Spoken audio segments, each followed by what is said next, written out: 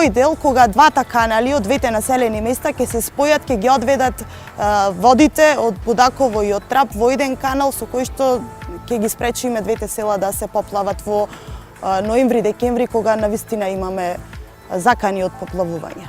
До сега состојбата е непостоечки канал, односно канали кои што со помош наша, сепак ќе кажам, меѓутоа и со нивна помош заедно со местното население, сме ги чистеле од бујната вегетација и така натаму. Меѓутоа тоа беше само едно делумно решение. На овој начин ние ќе му го решиме долгорочно проблемот.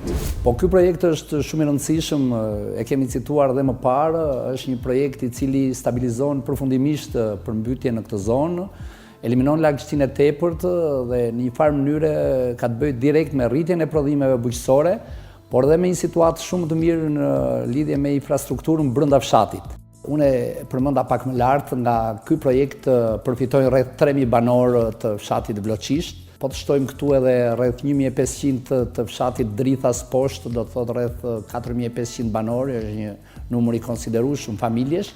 Nga ana tjetër përfitojnë edhe rreth 250 hektar tokë bujqësore, të cilat përfitojnë eliminojnë përmbytjen, lagështinë e tepërt në një farë mënyre.